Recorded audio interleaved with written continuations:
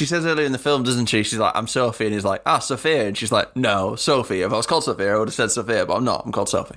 You have this problem with your partner on a day-to-day basis, I'm sure. I always call her by her Greek name. Nice. She refuses to call me Testostocles.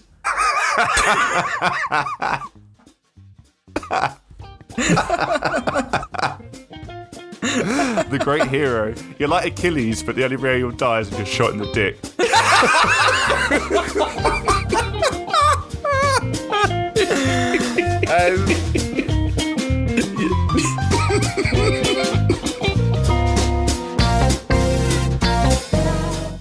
Gimme your attention, folks. We're going to be dancing Queens through all of this tale, all the way to the Isle of Fernando.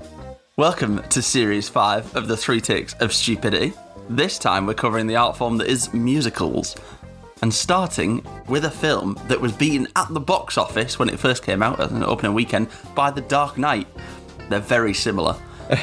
It's everyone's favourite ABBA musical, Mamma Mia. I'm joined by Chandler Monk. Hello. James Robbins. Hiya. And I'm Alex Clinton. You have no idea how much I wanted to squeeze Chiquitita and Does Your Mother Know into that intro. I also don't like how you said Fernando, because Fernando's not in the film. I know Fernando's not in the film. It's because Fernando is apparently a song about war, so they couldn't fit it in into the musical.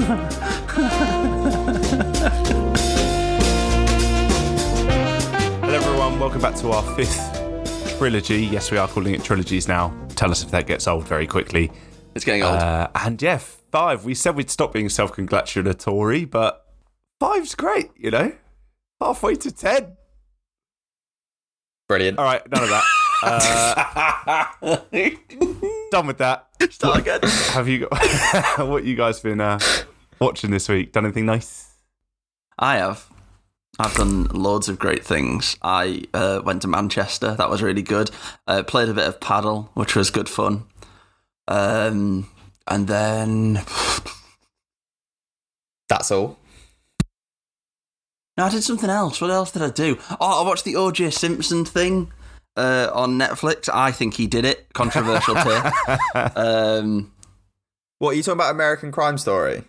No. There's another one. There's like a dramatic retake. So it's got like interviews with like Mark Furman's in it, which is really strange. I don't know why you'd agree to go on that when you're him. There's loads of like the detectives are in it. The guy, Christopher Darden, the guy played by another guy in the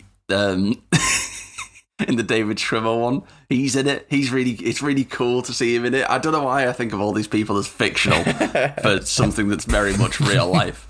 But it's very good. And yeah, it's unfortunately, it does paint OJ in quite a bad light. Oh, I'm not surprised. Shock. You know, especially since he was proven to be innocent. Although not in the civil case. It's all alleged. All alleged. No, he did it. He totally did it. He's a monster. Allegedly. Let's not get sued. No, he's dead. And it was proved in a civil case that he did it. And everyone knows that he did it.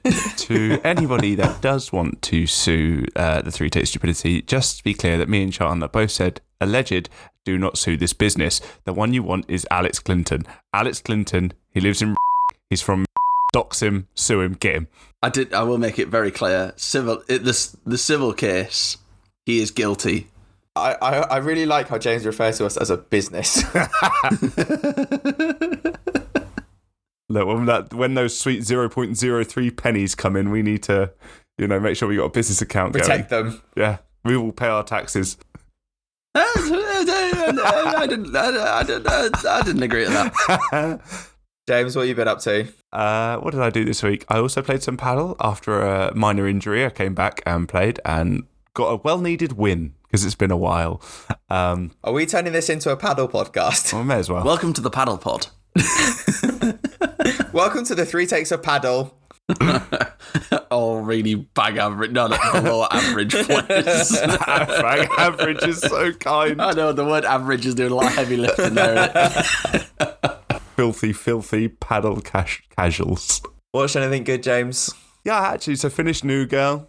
Hey. That was very emotional. It's not like, the final episode's not like other sitcoms where I just end up bawling my eyes out.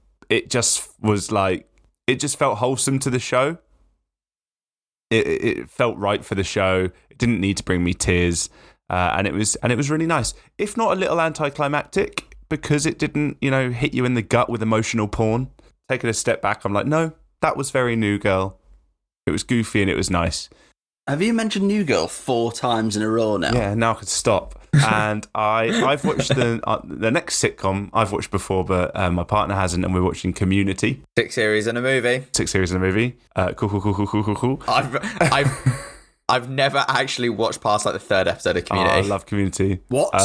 It's so good. I remember trying to watch it at uni, and I just didn't get it for the first 3 episodes. So I was like, I'm not wasting my time. But it's one of those things I should really try and always go back to watch, because I know I'd probably really enjoy it. It's fantastic. It's very good. I always get sad whenever Netflix take it off. Oh yeah, it's on. I'm having to watch it on ITVX, I think, and it's just ads, and it's really irritating.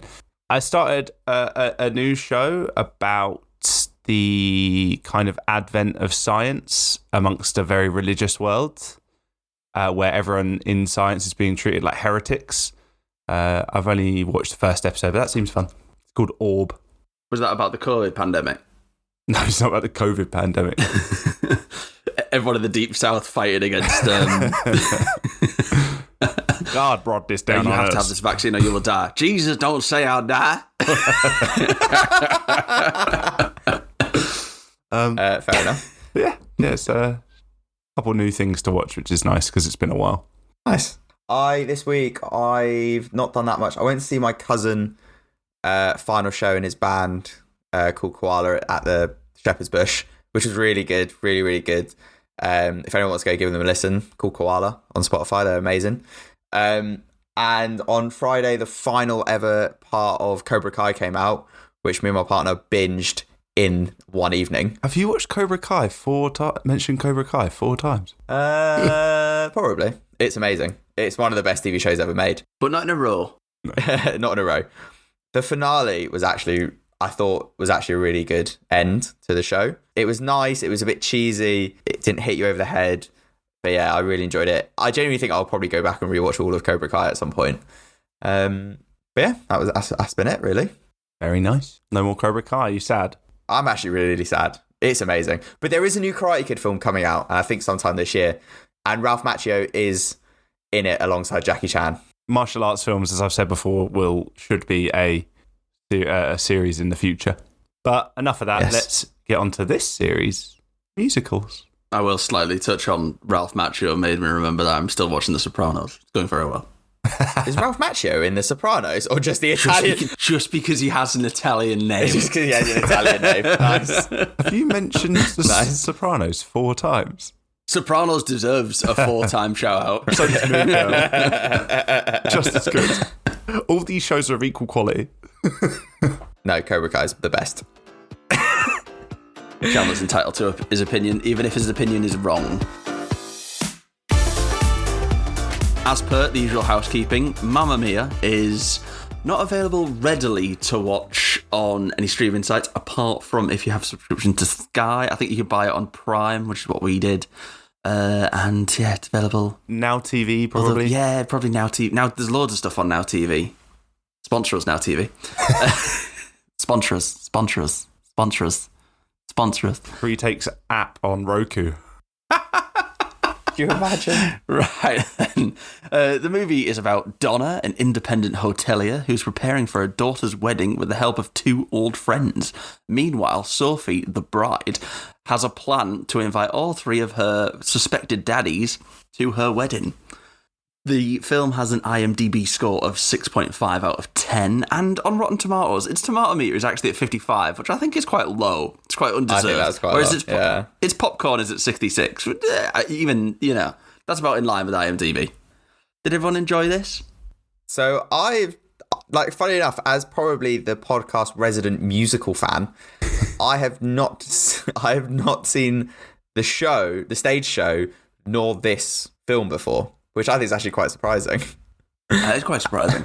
Yeah. Are you a fan of ABBA? Are both of you a fan of ABBA? Kind of can't not be. Exactly, yeah, that's the answer I was hoping to hear. I don't listen to ABBA, but when an ABBA song comes on, you're like, oh, that's a banger. And I'm like, oh, who? Or sometimes you're like, who sings that? And they're like, ABBA. And I'm like, oh, yeah, of course. I think during like the 90s and 2000s, like everyone just wanted to hate on ABBA. They were the Nickelback. Yeah, but then in the mid 2010s, I feel like the retroness of ABBA just came back and it became really, really popular again. One of my close friends banned ABBA from being played at his wedding. Banned ABBA? My God, what a solemn affair that was. ABBA is such like a dance floor filler, which is what you kind of want at a wedding. No, not at this wedding. No one was allowed to dance. Everyone just had to stand there holding their glass of water. You fucking buzzkill. At some point in this podcast episode, I probably will sing "Gimme Gimme a Ginger" from Sweden. It's gotta happen. Are you a Spurs fan? There's plenty of gingers in Sweden, Alex. No, there's only one I know. It's Kulusevski. I wrote down in my notes when songs came on, it was like all I can think is the football chant. Yeah. So during Super Trooper, there was a big Fulham chant to Super Trooper a couple of years ago. And during Gimme Gimme Gimme, the Liverpool one, which is probably one of my favourite ever football chants, which is See me, Acosta's amigas. His passport says he's Greek, but we all know that he's Scouse. Nowhere near a Liverpool fan, but I fucking love that song. There's no creativity when it comes to football chants in this country anymore, because we do just recycle the same stuff. Because it's gimme a ginger from Sweden. He came from Juventus and he plays on the wing. They're all the same. The Fulham Super Trooper one was Harry Wilson, Mitrovic and Neeskins playing black and white. That's great. Scoring goals all night. Make the championship look shite. And this is why everyone hates Fulham. That was such a Fulham song. Everyone gather round. I have done a Super Trooper version. Let's all sing it together. Has everyone got their song sheets? Has everyone got them? Okay, and 1, 2, 3, 4. There's got to be a what borough. A wanky fan base. There's got to be a borough ABBA song, a Middlesbrough ABBA song. There probably is. I can't remember any off the top of my head. Anyway, moving on. The opening scene when we hear I have a dream and she's sending off these letters to try and find her dad, which we ultimately know that she only got this information from her mum's diary. The one big question I have on this film is, where the fuck did she find their current addresses to be able to send the letters? Yellow Pages. My more annoying thing is, why are you not emailing them? It's set in 1998, so yeah, Yellow Pages is absolutely fine. Is this when it's set? Yeah, it's set in 1998. That's interesting. Yeah, fair. Because there was another bit where they mentioned the internet, and I'm like, why is everyone scared of the internet? This film comes out in 2009. They'd seen Digimon. Digimon was around in 1998. If you want to watch the Digimon episode, it's further back in your Spotify list. Anyway, that was my only bit of that makes no sense. Because they don't exactly have uncommon names. Harry Bright, Bill Anderson, and Sam Carmichael. Those aren't exactly out there names that there's only going to be one of them in the world. Yeah.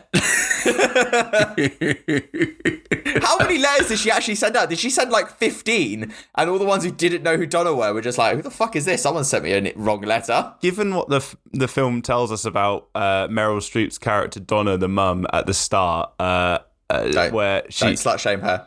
Slut shame her. I never slut shame. And what we learn is Donna was a top shagger. Fair play to her. She says she used to have fun, and her friend and the daughter's friends go, "We know." This film is one of the horniest movies I've ever watched in my entire life. Freaking Amanda Seyfried's just trying to find her dad, and the mum is singing songs about how she used to have a lot of fun. She's now a prude, but is still really horny. And then these men have walked back into her lives, and she's all like, "Ooh." Anyway, I think we're getting a bit ahead of ourselves, right? I think the song is perfect. I always think it's a huge thing for musicals that the first song has to be engaging, tell you what the story is, get it across. Because I think in musicals you also have to tell a lot of the story through song. Mm-hmm. Obviously, you can't dance around it. No, they have to. They have to dance around it. The whole point of a performance. No, obviously. literally and not figuratively. Nice. James has always been one that's like, we have to get into this movie quickly. We're into this movie in 2 minutes. It's technically a jukebox musical, and sometimes, I saw one at the Fringe Festival years ago where I can't remember what it's called, but it's like there's no real story, but it's about what goes on in a pub, and it's a jukebox musical where the songs have no connection to any of the story, and really didn't enjoy it, at least in this, with it just being ABBA on film. The songs really felt like they fit into the narrative. And I think Alex is right. Like the first like 3 songs, essentially, the intro of the movie. You have "I Have a Dream," a little snippet of Amanda Seyfried singing it. "Gimme, Gimme, Gimme" as the score once the letters have been sent off and you introduce all the 3 guys, and then into "Honey, Honey" when we actually like realize what's going on. Yeah, like that is so quick. That is literally the first 8 minutes of the film, and you're like, I'm in. You sort of know exactly what's going on. You know, there's a lie that's going to be uncovered eventually in the film of what Sophie's done to Donna and things like that, and it's actually really good. But the main issue with the Honey Honey is that's when she's reading through the diary, isn't it? Yeah. And she's just, I know, so it's developed from a musical. All the acting's meant to be like, you're reading the book, and then she just starts running away, just running through the hills mid-story. You'd be like, let's just settle down, let's just enjoy this, let's get a glass of wine. They're out in Greece. Nice Greek wine. I really enjoy during Honey Honey that the thing of like she's reading her mum's diary, basically reading about her mum having sex, and she has no problem with it. She's actively exactly. She's actively enjoying reading about her mum get laid. Yeah, and like how her mum has written about it. Like all these men, it's like I was out with this man, and we had a lovely time, and ... and then he left, and then to cure my sadness I met another man, and he was really funny, and ... and he left, and then I met one more man, and guess what, we had a lovely time, and ... and just like, wow. I think at the end of that though, she ran out of men. She was like, and then another man. Oh wait, no more men arrived. It was the end of season. She doesn't speak Greek, so just any like Brit that came along, or anyone who could speak a bit of English, she was like, yes. Also, I want to get this out of the way. Sophie, Amanda Seyfried's character, has grown up on this island. She should sound Greek AF. She has an American accent. She should have a thick Greek accent with an American twang. So one thing, so on that point, one thing I didn't really want to bring up, but this film, right, is set in Greece, is based on Swedish music, has a title in Italian, and is played in English by mostly American leading actors. American and UK or British, yeah. No, there's only 2 Americans in this, isn't there? No, Christine Baranski's American, Amanda Seyfried's American, Meryl Streep's American. 3.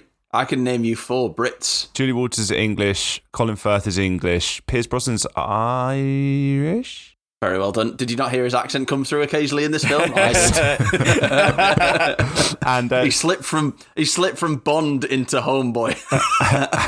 And Stellan Skarsgård is just cool. Don't care where he's from. He's from Sweden, isn't he? Definitely a Nordic country. That would make sense. Stellan Skarsgård has 8 children. He's shagging as much in real life as Donna in this film. Yeah, if anything, he was like rookie numbers. Got to pump those numbers up. Only 3 dads. But I watched this film with my partner, who, as I've said on this podcast before, is a massive musical fan. I actually really enjoyed watching it with her. But yeah, she basically every time Pierce Brosnan sang was like, it's awful, isn't it? Yeah, he couldn't really sing. It was like talk singing. So yeah, no, you're right, because Stellan Skarsgård apparently said about this film, it was absurd to ask me to be in a musical. I can't sing, I can't dance. And then I saw it was also Pierce Brosnan and Colin Firth, and they can't sing and dance either. So I felt more safe to be in it. I will also say that I watched this with my partner as well, and she explicitly told me I'm not allowed to criticise Pierce Brosnan singing because he was trying his best. Charlotte was the opposite way round. I think we all watched it with our partners. My girlfriend, she loves musicals, but she has, like a bit like you, Chandler, she's not seen this on stage, not really been that interested. And then when film was suggested, she was like, oh, really? And then we watched it, and I think she thoroughly enjoyed it. Sang all the songs, and in my notes, I wanted to make sure that I split up my notes by when the song would come on. So I'd put the title of the song, and I'd just turn. I'd be like, "What's the song called?" Type. That's exactly what I did. Yeah. That's exactly what I did. My notes, as I normally write through the film, I've separated my notes by the song title, and occasionally I went, "I haven't picked it up in the first 10 seconds. What song is it, babe?" Yeah, I think I got like 3, and then some I was like, oh, I know this. I have no idea what it's called. And then some were like, oh, I know this. This is ABBA. Wild. But fun. There is a fun fact about... No, go on. Go on. I have a fun fact and you have a fun fact, so you go first. I'm going to see... Let's see if our fun facts are the same fun fact. It won't be. All of the songs were pre-recorded in Sweden and then played in the background on set to keep them in time. But the audio you hear is apparently the on-set singing. Alex, that's... how most musicals are produced. No, but normally they would put the music track over the top in editing.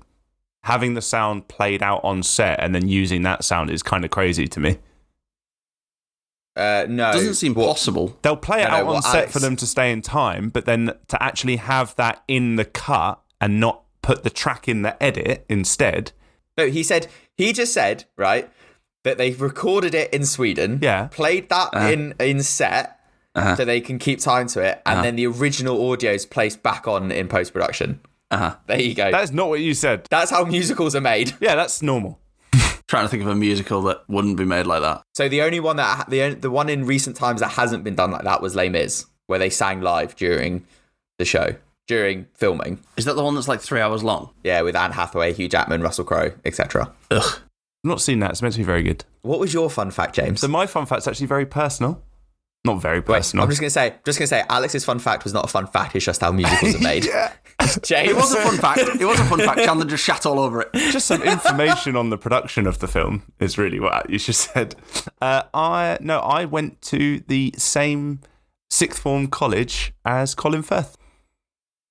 Not at the same time. He's about 25 years older than you. But trust me, the sixth form college does not let you forget that he went there. Right. Neither of those were fun facts. I think we need to have a production meeting about what is count as fun.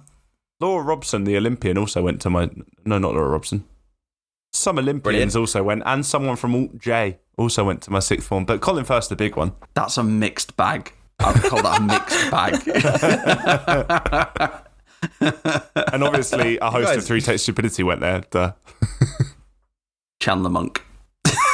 Chandler! You went to my college. You guys are fucking morons. Can I move us on? I've been trying to have for 4 minutes. But yeah, during the bit of Honey Honey, like you meet Meryl Streep, you meet Skye, played by Dominic Cooper. You get this, like, Amanda Seyfried says that she wants one of these people to walk her down the aisle, which again I think is massively weird. Like you're gonna have some guy who you've never met walk you down the aisle at your wedding, like probably one of the biggest moment of your life, is weird to me. And we'll come on to that as we go through the film. And we get introduced to this. She says that basically the theme that runs through the movie of knowing yourself. Like, can you really know yourself if you don't know where you've come from? Or is it about knowing yourself, like you're going to go out and discover yourself?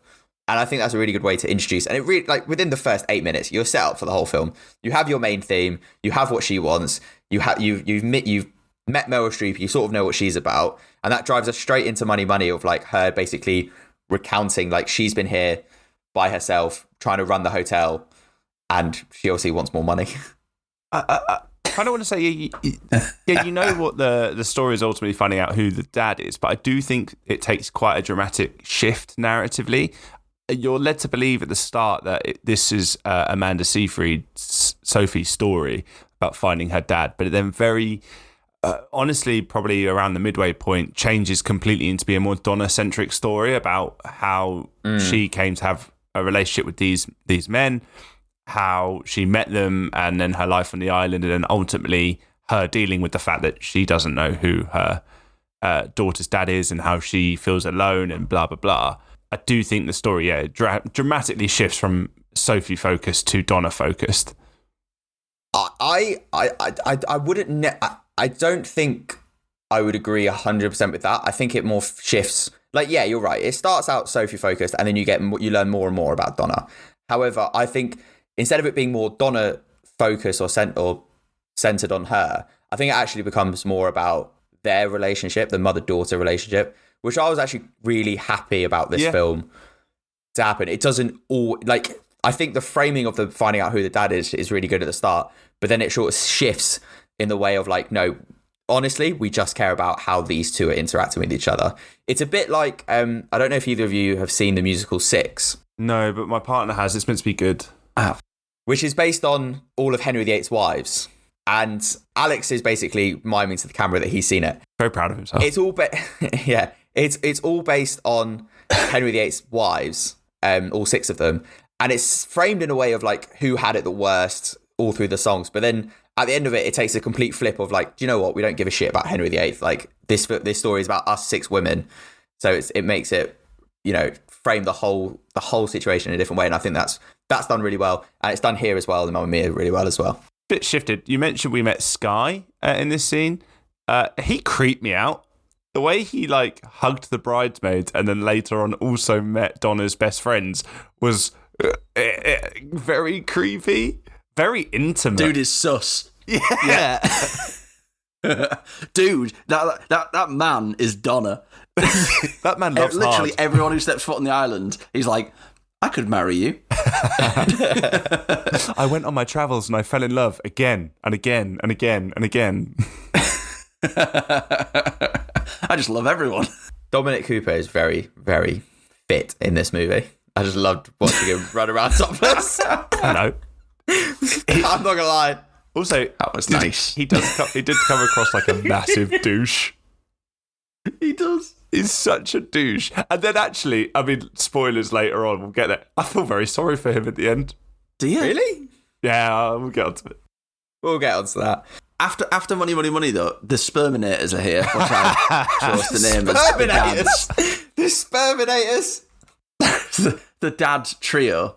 The Sperminators have arrived, the Dynamos are asking if she's banging, and this sort of led me to think, is this film more sexually charged than American Pie? Oh, that's a great question, actually. It's American Pie, but for middle-aged women. But I really enjoyed... You're covering your face, Alex, but is it wrong? No.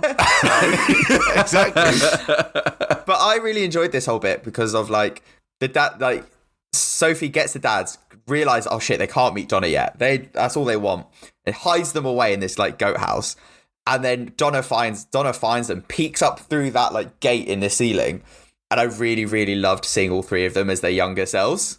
Yeah, that was long-haired hippies, by the way. They were smart casual back in the day. Like, they couldn't have just been, like... They couldn't have just looked like, what do you call him? Dominic Cooper? But I really enjoyed... Harry Headbang... I really enjoyed Harry Headbanger, Colin Firth as a punk, Pierce Brosnan as a hippie with the long hair and the mustache. Yeah. And the only one who's, like, similar to what they are there, like, as an older person, is Stellan Skarsgård. Like, you're like, okay, he's just got hair. Yeah. That's the only difference between his younger and older self is he just has hair. But like, I wrote down that one of these men is not like the others. Because, I mean, Colin Firth and Pierce Brosnan are both very, very handsome. And that's not to say Stellan Skarsgård isn't, but he was the funny one, right? Like, he was the life of the party guy. That, Oh, like what, the traveller? Yeah. Like, he was he keeps telling Colin Firth's character to be adventurous. Yeah. And be, like, spontaneity. Exactly. Yeah. He was like the life of the party pull. And this leads us on to Mamma Mia. Gotta have, in a musical, you've got to have the name of the musical in the film at some point. Felt very early. Interesting. I really enjoyed. I fucking love the start of this. Like, I've literally my note is I fucking love the start of this. Seeing all the guys in their old days, like them and the Dynamos. Like, you see them all in it, and it's really, really good. Like, the one note I had, and I think this bit sums it up great, is this film is just a bunch of very good-looking people having a dance, having a sing on a beautiful island, having a great time. Because all the actors in this seem like they're having the best time in the world. I made up a theory during this whole dancing section where I was like, is everyone just imagining that the locals are there? I made like a Mulholland Drive, like the locals don't exist, and they're just singing and dancing in this institution, and just imagining the locals are there. hey, if you want to frame it that this film is just one massive wet dream, then It was going really well. I was like, my theory could hold water here, right up until the point where later in the film, everyone's just jumping into the sea, and you could see everyone around them. I was like, this is I like the theory. You've ruined it, because there would be a shot and there would be people in it, and then you'd cut away for a second and cut back to essentially the same shot, progressed, and there'd be about 15 more people, and then more people, and then more people, and then you'd refer back to that point. Stag do comes to mind, loads of people, and then at the end, there's like 3 people at the stag do. I mean, I think you're onto something. But I really enjoyed Mamma Mia, the performance of it. And then you go into, like, of course, after she sings her song, that would be her reaction. She becomes overwhelmed and starts crying. Like, of course, like, you've just witnessed 3 guys who you've not spoken to in 20 years just show up out of the blue. Of course you're going to have that kind of reaction. Like, did Sophie not think that would happen? And it goes... And then the important thing is, going into Chiquita... Like, I really enjoyed this scene because it's a great show of friendship from Christine Baranski and Julie Walters. Leonard's mum. Leonard's mum. To Meryl Streep. To Meryl Streep. And I really loved the shot of them, like, just before it actually goes into singing, before, like, they're singing it a cappella and before the music kicks in, of them standing. You get the shot of her standing on their back to go under and below the bathroom stall. Yeah. Back to Mamma Mia quickly. Yeah, I did say it was early, but it is thematically on point for this point in the film. It just felt like to have the title song there, I was like, well, that feels early. But actually, story-wise, it fit really well.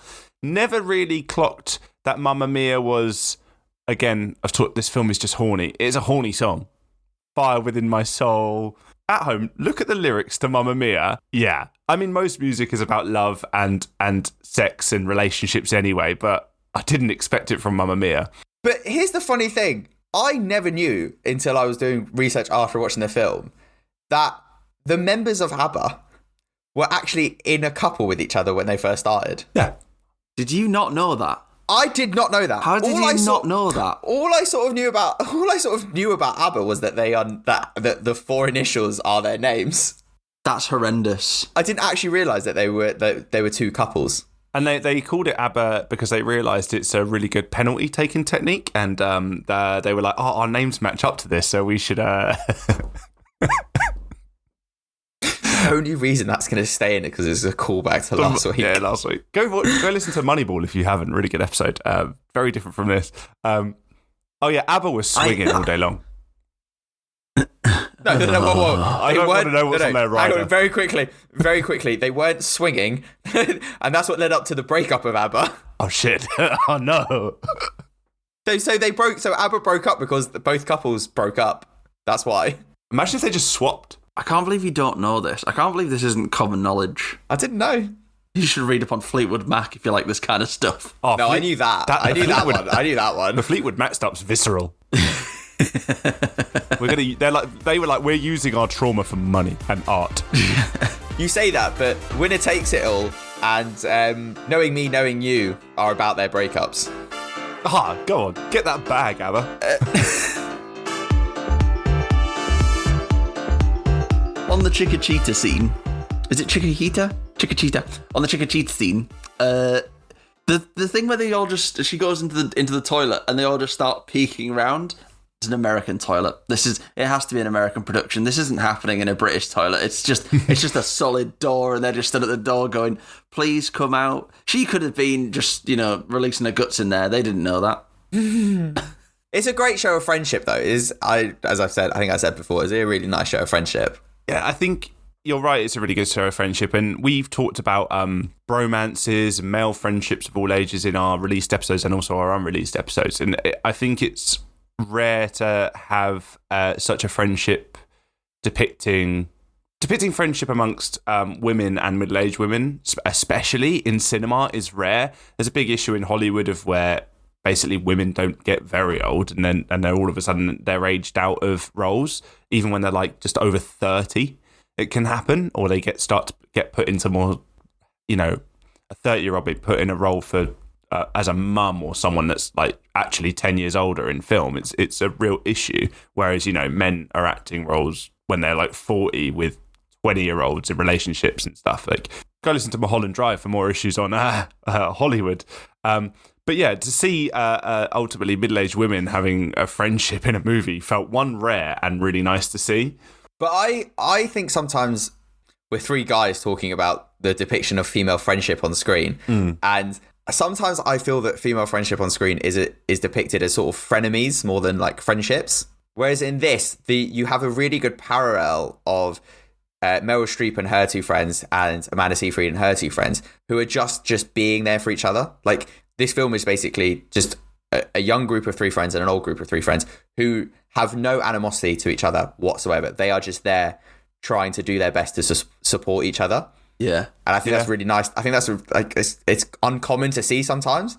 So I think it's a really nice thing to watch. Yeah, it's like, and the men ultimately are kind of shoved aside to be bumbling idiots. Yeah. Which normally you have like women brushed aside to not have any character development in a film.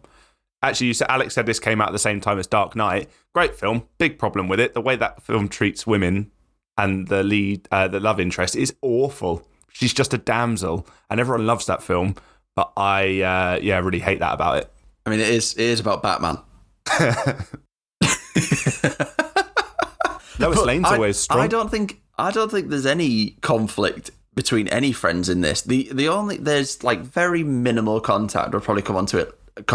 Conflict later, where like the husband is annoyed that she invited her dads, but isn't really that annoyed. He's like, I can't believe you do this to me. And she's like, yeah, I'm sorry. He's like, but don't invite all of your dads again to our wedding. I even think that moment of conflict is more just about being open with each other, less than any, like I just wish you told me, is what he said. I don't care you've done this, just I wish you told me. Yeah, that's where I started to feel sorry for him, because I think he was spot on. Where it's like you're turning this wedding into your dream of finding your father, and the wedding is no longer about the wedding and no longer about us. And that's where I was like, felt sorry for Skye. But moving back, Bill has a nice boat and they all try to leave. And funny enough, you mentioned about the friendships and not a lot of conflict. Though I like that the men didn't have a punch up. I think a lot of films would have had an antagonistic scene with the three dads and had them have a punch up or an argument or something, and they don't do that. And I think it feels right, because ultimately they're all like 40, 50-year-old men. They have other lives. They would love to, if they are a dad, then they'll, be cordial and good and supportive. But ultimately, like, it's not their life, so they don't need to have a fight. And yeah, I'm kind of like actually happy they didn't have such a scene. They're all quite civil to each other, and they're all like quite supportive of each other, even though they all know that they're there for Donna, right? Then none of them are like, I'm better than you, or or I'm better than him, or whatever. They're all just like, let's just see what happens. Yeah. I think when Amanda Seyfried swam over to the boat, it was wasted because she had to just then hear Colin Firth sing an ABBA song. I would argue that Colin Firth is just as bad a singer as Pierce Brosnan is in this film, but again, is trying his very best. As Stellan Skarsgård said, no three of them could sing or dance. They are trying their best, and it's enjoyable to watch. But so you've missed out Dancing Queen, which again I think is a really good way. Like when they're singing Dancing Queen, what I've noted down is Julie Walters and Christine Baranski are just amazing in this film. Yeah, they're really fun. They're so much fun in this film. There's a cheeky cameo of Bjorn from ABBA playing the piano. Yeah. When they're on the dock as well. And I love that this song is wrapped up as what I've said again, is basically not allowing the female leads to like have a go at each other for the decisions they've made. Because it's brought up just before they start singing Dancing Queen. Meryl Streep says, oh my God, I'm such a slut. Like, I feel so much guilt. I'm a stupid, reckless little slut. Exactly. And my mum basically disowned me. And they go, no, don't do that to yourself. You were out there having fun, being yourself. We're not going to do that. You were Dancing Queen, and it's amazing. It's a really fun number in the film. Well, yeah, I think, and also that scene's really important for the fact is, this, as we said, this film is not marketed towards us, but we can be very aware that women forever have been put down for their sexuality and expressing their sexuality, and it's come a long way, but it's still massively unaccepted in the world, and people still put women down for having a sexuality. And And ultimately, the friend Donna is feeling that, and the friends are bigging her up into a sense of, no, you didn't do anything wrong. She just had a fun time when she was 20 or whatever. Like, when she was on holiday in Greece, her mum is ultimately, for me, I was like, oh yeah, her mum disowning her for getting pregnant. People make mistakes. The pregnancy was probably a mistake, but it's just what she was doing that led to her get pregnant. There was nothing wrong with that.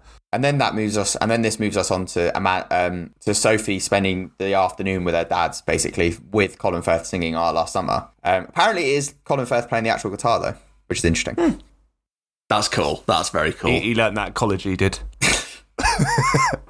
And this scene is really nice. I think it's really nice. It's really sweet, her getting to sort of know the men that could become her dad, that could be her dad. This is where they're hanging out with their dads. I think we get a bit of foreshadowing to later on, because Donna is running this hotel and she needs a lot of help, and she's expressed that quite a few times. And Sophie feels like she owes her mum and she needs to support her mum and support the hotel.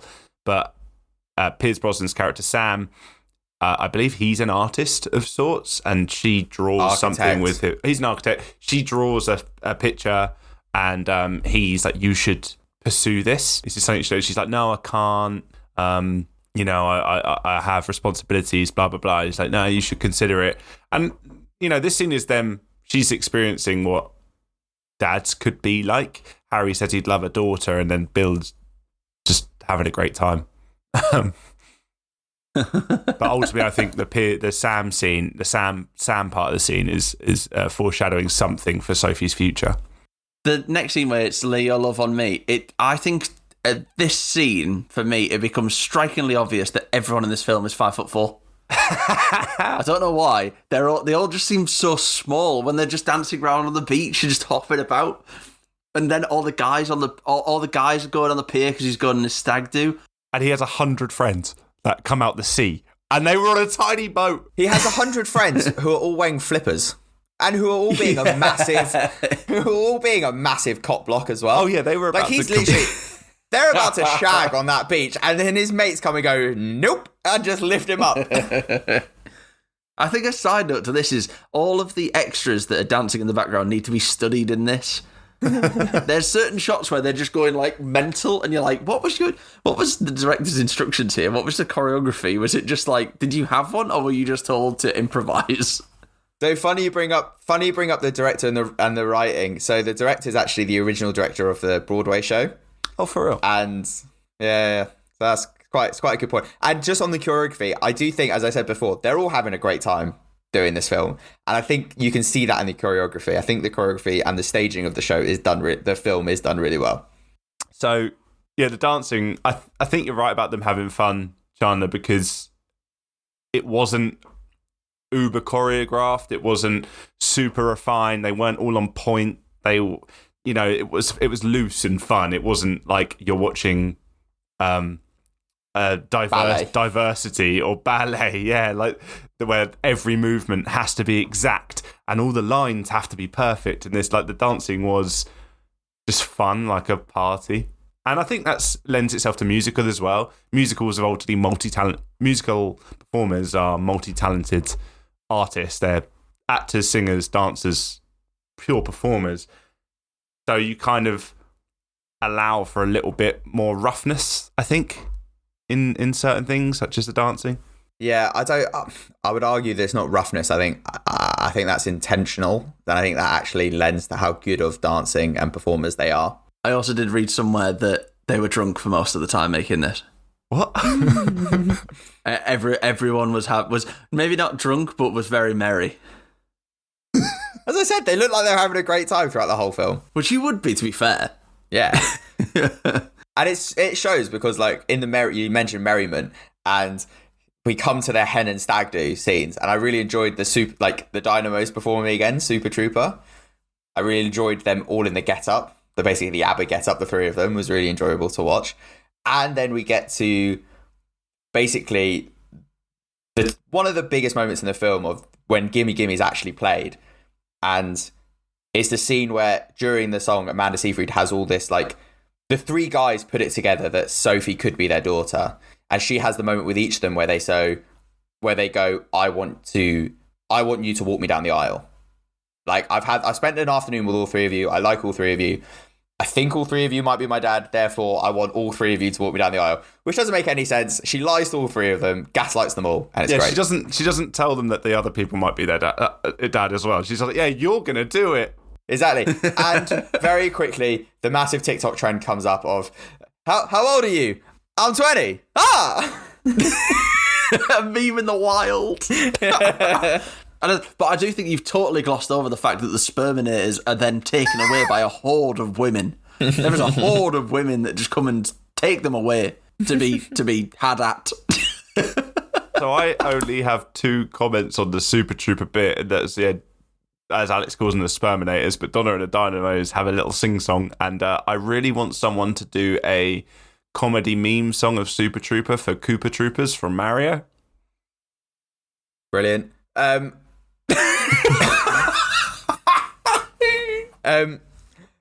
at this point, after the Koopa Trooper, and it's actually before. I think it's before Gimme.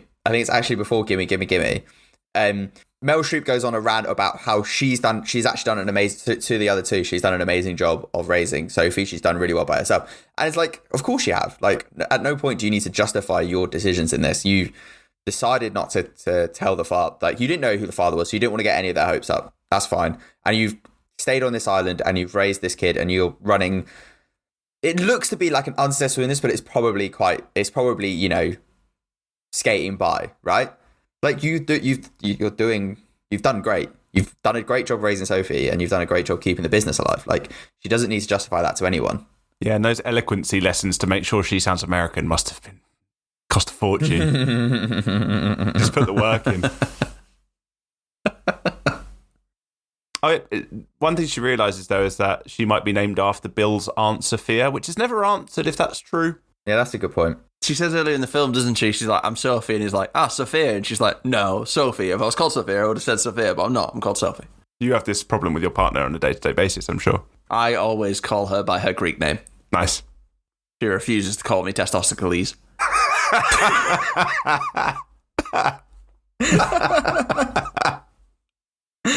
The great hero. You're like Achilles, but the only way you'll die is if you're shot in the dick.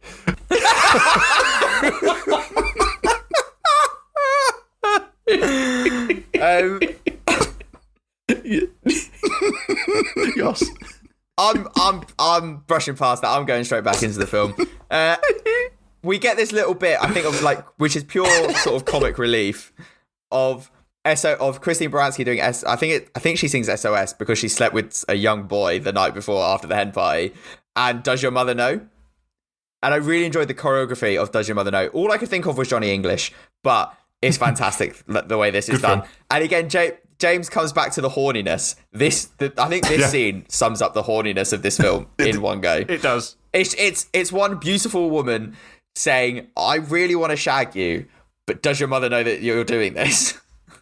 Yeah, it's a bit noncy, but you know, Leonardo DiCaprio's been doing this for decades, so it's fine. I was going to say, would you have said that if it was a man chasing a teenage girl? I noticed you didn't say it when they were attacked by the horde of women. No, but there's another film, Girl Power, out there. There's another Mamma Mia out there where like Pierce Brosnan or one of the three guys has a relationship with Amanda Seyfried.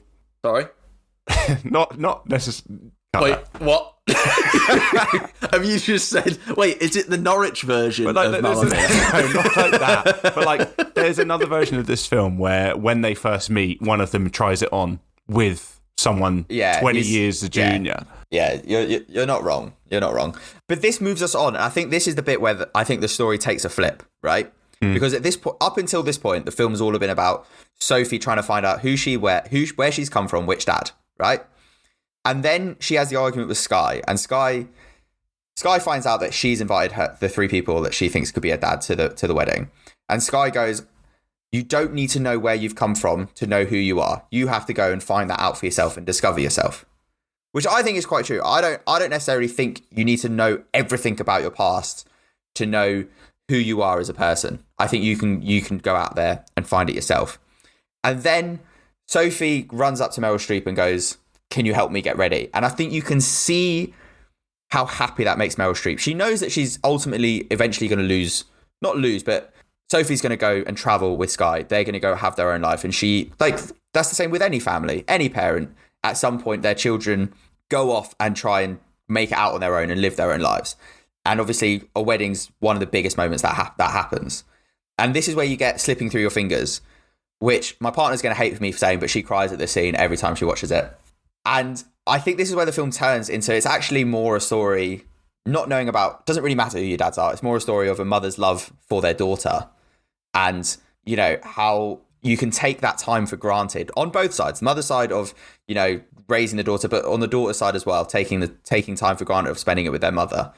And I think it actually ultimately changes. This song is the point at which the film changes from the dads to just the relationship between Donna and Sophie, Meryl Streep and Amanda Seyfried.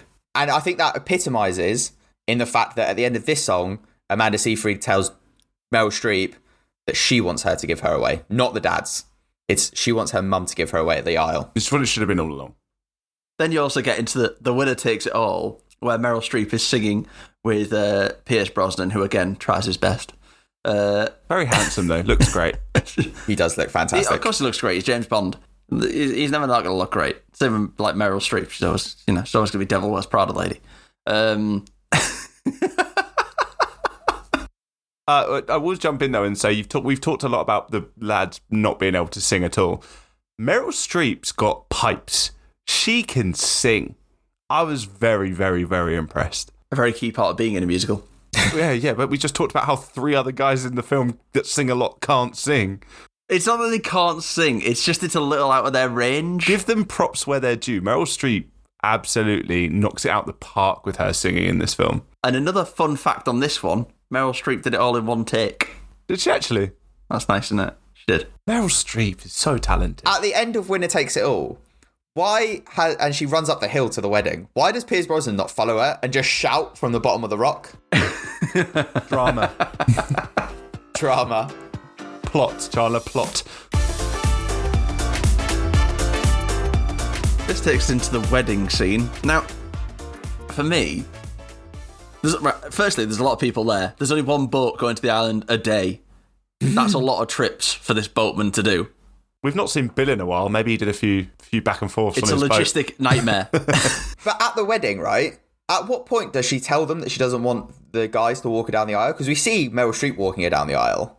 At no point do we see Sophie going to Stellan Skarsgård or Colin Firth, I don't want you to walk me down the aisle. You just sort of got to assume it's as they arrive, and she's like, big dog's taking over. Big dog's taking over. You guys just go have a seat. Probably because they haven't seen her in a while and they're like, don't know much of the logistics of it. And when she's getting there, what time, they're like, just go get your seats. In a while, I'd also like to point out, this film takes place over the course of like two days. Oh yeah, they're up from 4 a.m. till 1 a.m. Honestly, straight through. Yeah. They're getting 3 hours of sleep. Otherwise, there's no way this movie fits in. I can't do that much in a day. There's so much to do. The funny thing, as I said earlier, Knowing Me, Knowing You is a divorce song. That's what's playing as an instrumental as she walks up the aisle. Foreshadowing. To spoiler, Seyfried, this is where I was like, poor Sky again. All of that build-up and she cans the wedding. Goes, no, we're going to go travel instead. No, in fairness, Sky does want to give it a break, yes. But he doesn't say it in as many words. Yeah, but the dads appear behind all at the aisle, and I'm like, for fuck's sake, they are taking over the wedding. This poor boy is just there silent. Also, he's dressed like a douche at this wedding. I think he's got like a hookah necklace on. I hated his suit so much. Sorry, because he wasn't at a wedding where they banned ABBA and had to drink water. Yeah, but still my mate looked good. Even if they banned ABBA, he could have looked good and had ABBA. Boring. This film, they've got Boring ABBA fucker. and he looks like shit. Sophie looks fantastic. And, you know, Donna has made her up really, really nice. But Christ alive, that boy, fucking hell. I hope they go travelling and split up. Maybe we need to watch Mamma Mia 2. Hopefully that happens. Hang on. Before they actually decide to can the wedding, Yeah. you've literally just brushed past the most important scene of the whole movie. Yeah, sorry, I just had Where to the three of them just... I needed a rant about that fucking hookah necklace. Where the three dads stand up and basically go, I don't care if I don't know I'm the dad. Like, a third of having Sophie is more than enough. And it's a really nice... As you said, this film could have been them fighting, hitting each other, whatever. And I think it's a really nice, calm, like, realization, the three of them just go, do you know what? I would love to be a part of this young woman's life. Like, she is a great person to be around. The really funny joke in there is when Julie Waters goes, you wait for a dad for 20 years and three come along at once. Really enjoyed that joke. Really, really, really nice reference. Really, really nice reference. And yeah, I think the wedding scene's done really well. I think it's nice. And you're right. And I think it's true to character that they decide to cancel the wedding. Like, Sky has basically said Sky originally said he didn't want a big white wedding. Sophie was sort of doing it because she loves Sky, and that's probably the right thing to do, is get married. You know, found it as a way to try and meet her dads. But then ultimately she goes, do you know what? Actually, I don't need to know who my real dad is. Like, three of you are great. I'd love to have a relationship with all of you, but I want to go discover myself with my partner. And that's when they go off at the end. She absolutely should not have a relationship with all three of them. That's weird. The priest goes, is the wedding cancelled? No shit, Sherlock, the wedding's fucking cancelled, you idiot. No, he's like Sky picks her up and starts walking out the fucking room. Of course they're not getting married. Read the room, priest. The priest is Irish, so maybe he's drunk and has blacked out and is like, have I just done a whole wedding? And just like, the guy's picking her up and taking her away as if she now belongs to him. he thinks it's a bit. But I do think because as we said, we had the winner takes it all of like Meryl Streep singing about her love with Pierce Brosnan and how he fucked off and went married to someone else. But then to turn it around a minute later and just go, yeah, you know what? Pierce Brosnan goes, I've always been in love with you. I've tried not to think about you for the past 20 years, but that's all I do. Let's get married. And she just goes, yeah, fuck it. Why not? Yeah. So I thought this was great from Pierce Brosnan's like explaining that is a bit weird. But I think it was weird. So I wrote down, oh my fucking God, she stopped the wedding after all this. And then I go, Donna's going to marry Sam, isn't she? And I turn to Emily and Emily's like, nods at me. And then it happens. I'm like, oh, for fuck's sake, that's so obvious. But I do think the way Pierce Brosnan talks about his love for her and how like he was engaged when they actually met. Oh, he had a cheeky little holiday affair. Went back, couldn't go through with his marriage. Ended up marrying her anyway because he came back to the island and couldn't find Donna. Everyone was like, oh, she's with these other guys now, which would have been Harry and Bill. So he went and he ended up marrying his ex, had 2 kids, 2 sons. And finally they got divorced and he finally gets what he wants. When you list it all out, I think the way it's delivered is really romantic. When you list out everything he's done, it's kind of shit. It's horrible. His poor ex-wife. Massive red flags from her, though. He was like, I can't marry you. And she was like, oh. And then he just leaves for 2 weeks, comes back and goes, actually, I can marry you. Yeah. She's like, oh my God. I meditated on the beach. Nothing to do with the woman that I love wasn't there. I'll marry you and have 2 kids. Like, that's awful. But I do enjoy, like, they have this massive song of say I do. And then they get married. And then the first thing Meryl Streep does, give Stellan Skarsgård a big old kiss. That's such a weird moment. Did you notice that? Like it's so weird. I've just married Piers, but I'm going to go snog Stellan as well at the same time. But I like that because Amanda Seyfried's character was like, I want a relationship with all 3 of you. And Donna was like, hold on. I didn't realise that was an option. Well, it was gang bang. Was Leonard's mum? Was that Sharon? Was her name? Tanya. So earlier on in the film, she does say they reference like you had 3 guys after. She was like, she did lie back on the bed. It was like, that was a fun. She said something like that was a fun time, alluding to her having relations with 3 men at a single time. These are sexually awakened people. They're having a good time. Piers Brosnan doesn't care. Bill's having a laugh. Bill then pulls Julie Walters, Donna's other friend. I say pulls. Julie kind of attacks him. I should say that we are glossing over the fact that Colin Firth comes out of the closet. Yeah. I was going to say outs himself, but that's not quite right. He just like points at the guy in the crowd and is like, I will bang this man. And the locals just sat there in his suit going, it's me. Now, just going to say, you can cut that into a TikTok or a reel and just have Alex going, I will bang this man, and then cut in random men. Matthew McConaughey, please. Okay, no worries. Fine. And James is right. And we get on to Take a Chance on Me, sung by Julie Walters, where she basically just attacks him. Yeah. She basically just chases him around the villa. On the table as well. This is the part of the film where I was like, health and safety. There is no one doing health and safety on this film. She just stands on the table. Everyone's just eating, and like, oh, what are you doing? And she's like, if you change your mind, what the fuck is going on? Apparently, during this scene, the director just told Julie Waters to just act drunk. She turned into Assassin's Creed, the way she's climbing over buildings chasing this man. But I also enjoyed like Colin Firth like ripping off his shirt and trying to dance to the guy as well. This film, this song and the way this is done, it just epitomises the whole film. Just great looking people having a great time having a singing song. This wedding party, one, I'm like, surely it's all of Sophie's mates there expecting her to get married, and her mum's got married. So they're probably like, what the fuck? Well, whatever, open bath, nice accommodation. And then earlier on in the film, the ground has cracked on the hotel grounds. They're like, oh, it's the earth, everything's going wrong. But then during this party, it cracks again and water comes out. And I don't know where the reference was earlier in the film, but they're like, oh, it's Aphrodite Springs, Aphrodite spraying water all over them. And then Colin Firth does his Pride and Prejudice reference with his wet shirt. Yep. Not just that, they all take their shirts off and start dancing around topless. It's fantastic. It's so much fun. It is genuinely so much fun to watch. Chandler's sexuality was really tested during this movie. I'm very comfortable with my sexuality. We're very proud of it. When Chandler saw Colin Firth pick the man, Chandler went, fuck! I will bang me. Don't Never worry, picked again. I'll get his contacts from college, Chandler. It's all good. I got you. And then it goes from them dancing topless to Amanda Seyfried singing I Have a Dream as she leaves the island. And I think it's a really nice way to bookend the film of I Have a Dream starts it, and then the end of I Have a Dream finishes it. And it's really Sophie. Meryl Streep comes to terms with the fact that her daughter is getting older. She lets her go and discover the world with her partner, and she has to stay behind. And I think it's a really nice way to bookend the film. It is, but why are they leaving on a tiny boat in the middle of the night? They are going to die. I think they're going to the mainland. Yes, I think that's the point. But like those Greek islands aren't exactly like 5 minutes to the mainland. There's a reason there's only one boat a day. One for public need, and two because it's hard and it's far.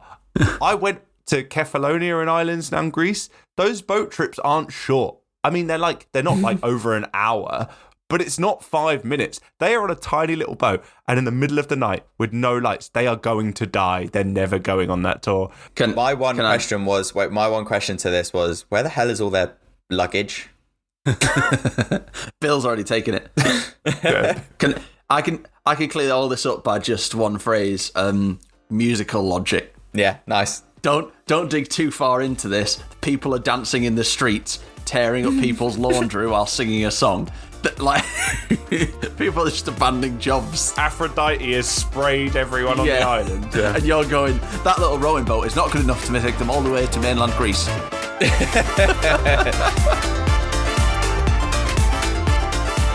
And of course, in the post-credit sequence, they sing. They start with Dancing Queen, go into Waterloo. It's a nice way of pushing Waterloo into this, because there's no real place for it anywhere else. It is earlier on briefly. Yeah, it's as score. I think I put it down. Hang on. Yeah, Waterloo's as a score. I think as their dads come into their life. Yeah. Also, the regular film score of this had Mamma Mia threaded through it. I think the chords are Mamma Mia at points, which I thought was really nice. Oh, lovely stuff. The scene of Donna and the Dynamos singing Dancing Queen of Waterloo was so much fun. All having a boogie. Yeah. They look like they're having fun. Yeah, all of them in the ABBA get-up is great. Like all 8 of them, essentially.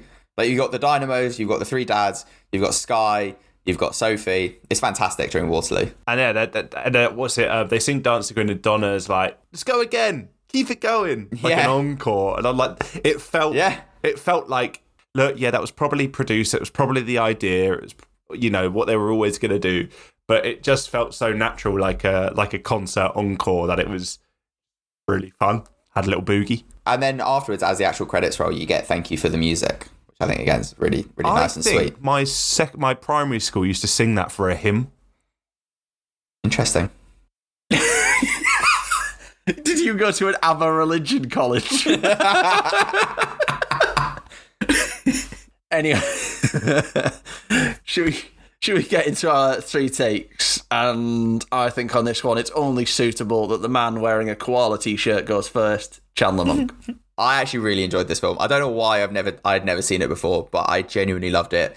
Like, it's just a nice film to put on for an hour and 40 minutes and just have a good time with it. I've said it before, like, films don't have to be trying to be wanky, high cinema-esque, or really trying to shove themes and lessons down your throat. You can just put a film on and have a great time, and this is definitely one of those films.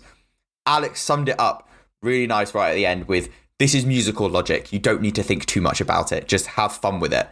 And genuinely, what I wrote down was my final thought on the film was, even though the plot is absurd, like the plot is mental. Like, oh, she doesn't know who her dad is. Like, she invites three of them to the island to her wedding, which, why would you invite people you don't know to your wedding?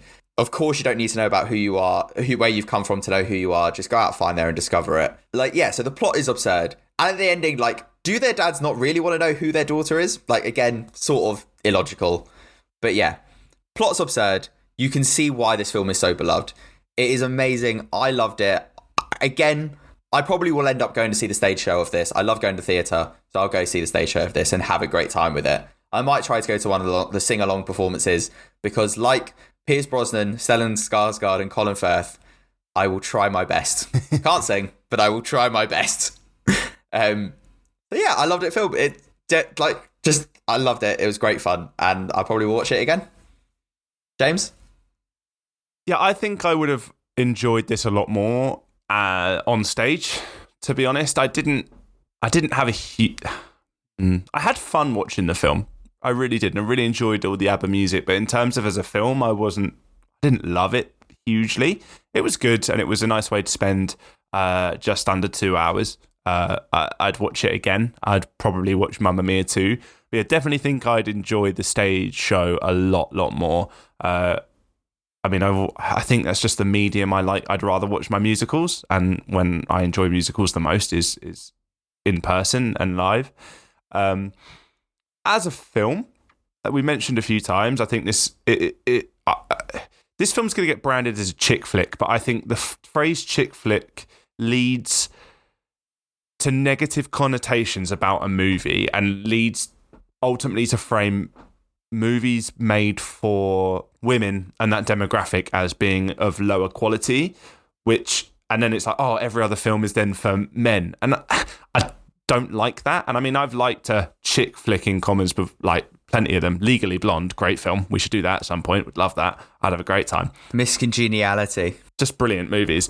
But yeah, I think chick flick is obviously can be used in a derogatory term, whereas this is a good film and it's a good show and it's a good musical. And also, I think we've discussed it shows women's friendships really, really well. It shows middle-aged women's friendships really well, which I think is really, really neglected in cinema and media overall.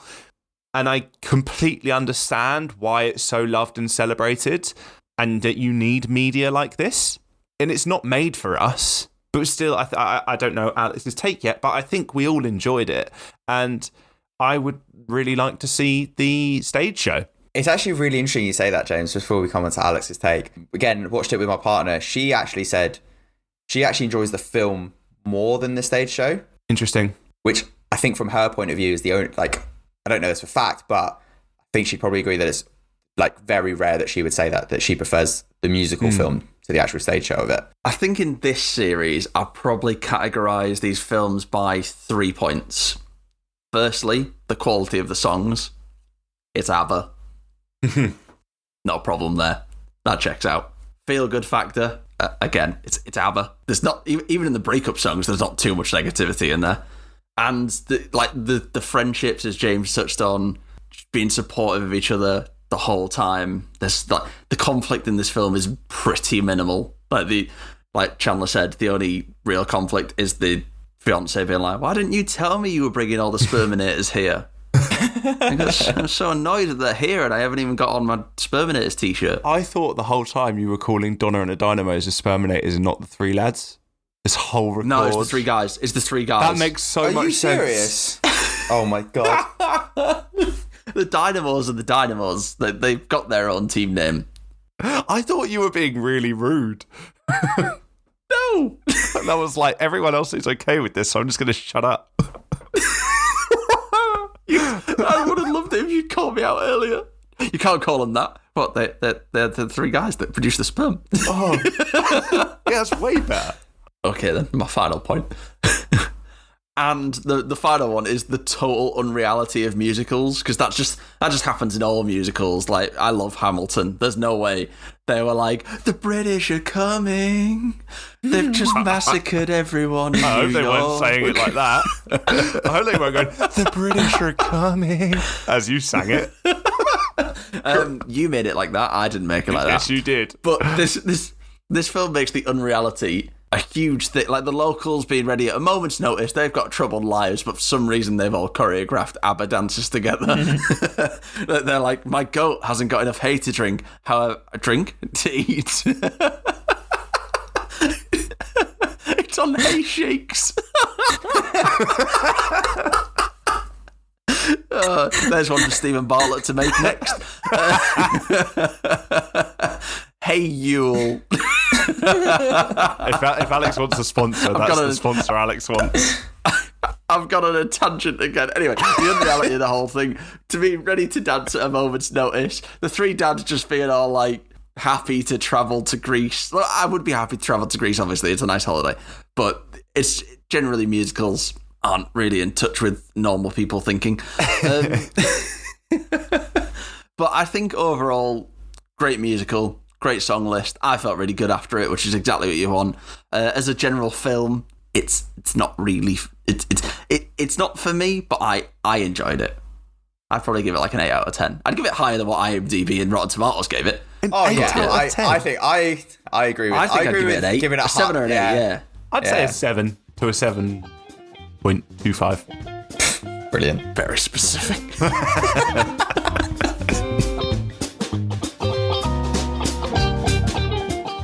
Well, we actually can escape if we wanted to. And we have. This is the end of the episode. The looks. What we escaping? The island? Have we escaped the island? Is that what you're Fucking meant? Shawshank. It was a Waterloo reference. This is the end of episode 1 of the Musicals Trilogy. Next we'll be doing James's pick of Tick Tick Boom. James, a quick line on why you've picked this one. It's a true story and it emotionally destroyed me, so we'll go for the lull in the middle. Very nice. I hope that really got you all excited for the next episode. Time for tears. I know I am. I can't wait. Yay. If you've got any suggestions for films we should cover, or even trilogies we should cover, go to our Hop page. The link is available in the episode notes. It's goodbye from James. Yeah. It's goodbye from Chandler. Toodaloo. Toodaloo. God, that was shit. And it's goodbye from me. Now, does your mother know you've listened to this podcast?